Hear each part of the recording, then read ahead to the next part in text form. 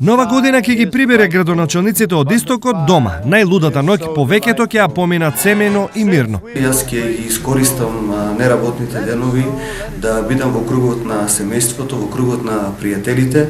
На 31 вечер ќе се бидам дома. Можеби наредниот ден ќе отидам да ја постам мајка ми во родното село.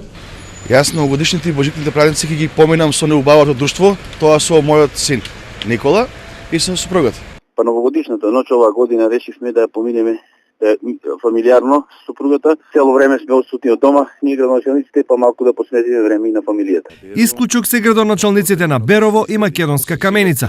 Тие за нова година домот ќе го заменат со друга локација. Од 11 до 23 часот ќе бидам на градскиот площад заедно со граѓаните да ја дочекаме новата 2015 година.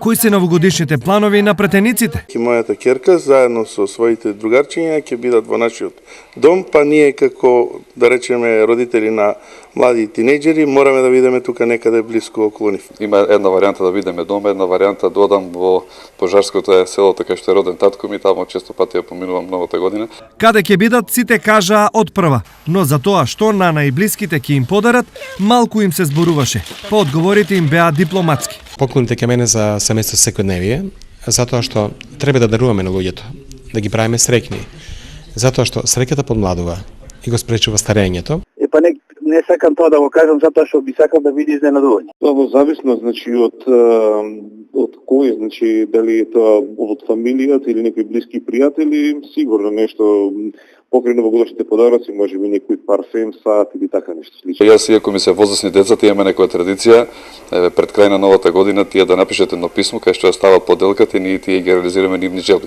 Она што најмногу сакам да го подарам е љубов и разбирање кон децата во наредната година. Зашто Никола е многу мал, оваа година ќе му подараме на голема елка. Колку скромноста на политичарите е резултат на личен карактер, а колку на политичка дипломатија е право на слободна проценка и перцепција.